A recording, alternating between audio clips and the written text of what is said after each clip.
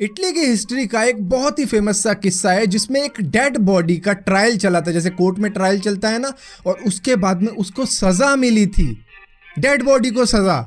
जी हाँ, ये किस्सा है फार्मासिस्ट का, जो कि एक रूलर रह चुका था इटली के पेपल स्टेट का, और इसी के साथ साथ ये रोम का बिशप भी था जिसने 891 से लेकर 896 तक राज किया था। और उसके बाद में इसके काम इतने ज़्यादा गलत थे कि इसको असैसिनेट कर दिया गया था, इसको जहर देकर। तो खाने में जहर मिलाया था, उसके बाद में ये मर गया था 896 में। लेकिन स्टीवन द सिक्स्थ, जो कि इसके बाद में बिशप बना था रोम का, उसने इसकी डेड बॉडी को निकलवाया कब्र में से, और 897 में इसका चर्च के अंदर एक पूरा ट्रायल चला था जहां पर इसको डिफेंस लॉयर भी दिया गया था और पूरी सुनवाई चली थी, जहां पर ये कटघरे में बिठाया गया था। जी हाँ, इसकी डेड बॉडी को कपड़े वपड़े पहना के, जो कि उस वक्त में अपने राज में पहना करता था, और उसके बाद में इसको गिल्टी करार देकर इसकी 3 उंगलियां काट दी गई थी। वापस कब्र में दफना दिया गया था, फिर से कब्र खुदवा के इसको निकाला गया और उसके बाद में फांसी दी गई, और फांसी देने के बाद में इसको नदी में बहा दिया गया था। तो मतलब इसके इतने गलत काम थे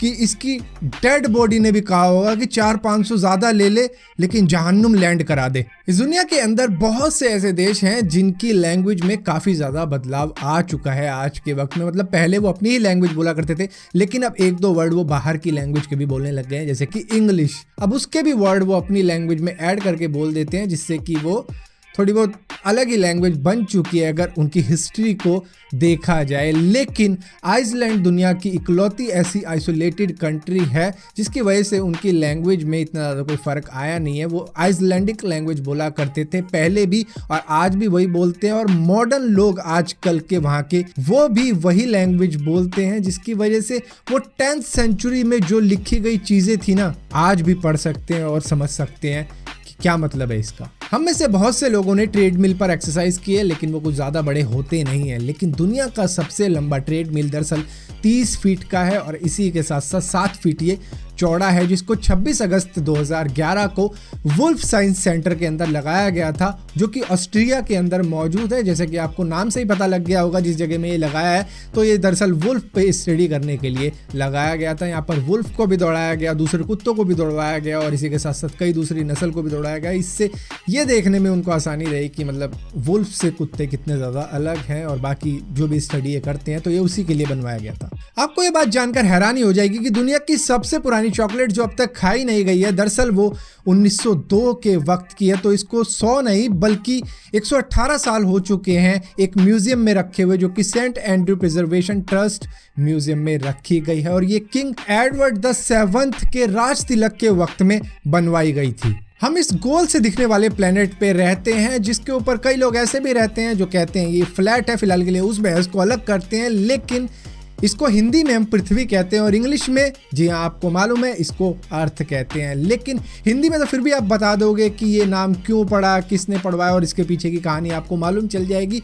लेकिन इंग्लिश में अर्थ क्यों कहा जाता है, ये आज तक किसी को भी मालूम नहीं है, और किसने ये नाम रखा था वो भी मालूम नहीं है। अक्सर आपने देखा होगा, अक्सर ऐसा कभी ना कभी हो जाता है कि हम कॉमन चीज़ों के नाम भूल जाते हैं, और एकदम से माइंड में क्लिक होता है, अरे इसका तो नाम ये था, और काफ़ी जोर लगाते हैं, अरे क्या था इसका नाम, क्या था, और एकदम से याद आता है। इसी तरीके की एक मेडिकल कंडीशन भी होती है जिसको अनोमिया कहते हैं, जिसके अंदर पेशेंट जो कॉमन चीज़ें होती हैं, जो रोज़मर्रा की चीज़ें होती हैं, उनका नाम भूल जाता है। कई बार लाइफ के अंदर हम में से बहुत से लोग लो फील कर रहे होते हैं, डिमोटिवेटेड फील कर रहे होते हैं, लेकिन वो डिमोटिवेशन कई बार मोटिवेशन बन के सामने आ जाता है। जिस तरीके से एक महिला थी बैटी नेस्मिथ ग्राहम, जो कि सेक्रेटरी की जॉब किया करती थी, लेकिन उनको जॉब से निकाल दिया गया था क्योंकि उन्होंने कुछ मिस्टेक कर दी थी अपनी टाइपिंग के अंदर, टाइपराइटर पे, जिसकी वजह से जो डॉक्यूमेंट उन्होंने सबमिट करी थी वो करेक्ट नहीं थी, उसके अंदर थोड़ी बहुत मिस्टेक रह गई थी। अब उस मिस्टेक को वो करेक्ट नहीं कर पाई थी, और इसी वजह से उनको जॉब से निकाल दिया गया था। तो इसके बाद में इन्होंने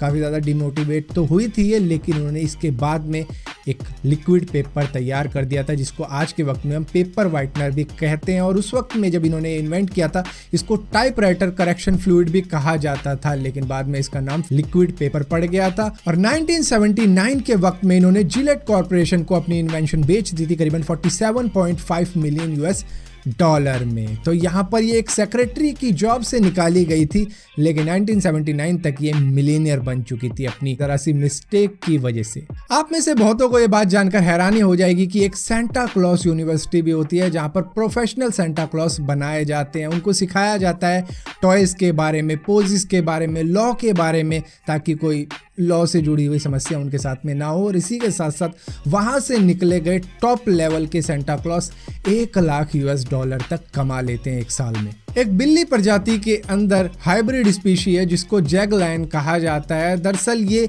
मेल जैगवार और फीमेल लायन की ब्रीडिंग करवा कर पैदा करवाई गई थी, जिसकी लुक्स कुछ ऐसी लगती है कि जैसे कि शेरनी है और उसके ऊपर ब्लैक स्पॉट हैं जैसे कि जैगवार के होते हैं। सो फिलहाल के लिए अमेजिंग रैंडम फैक्ट्स की इस वीडियो में इतना ही था। अगर वीडियो आपको पसंद आती है तो इस वीडियो को लाइक जरूर करना, शेयर जरूर करना और इसी तरीके की और भी वीडियो देखने के लिए इस चैनल को सब्सक्राइब जरूर करना। और सब्सक्राइब किया है तो बेल का आइकॉन जरूर दबाना, वरना आपको मालूम नहीं चलेगा मैंने कोई वीडियो डाली भी है।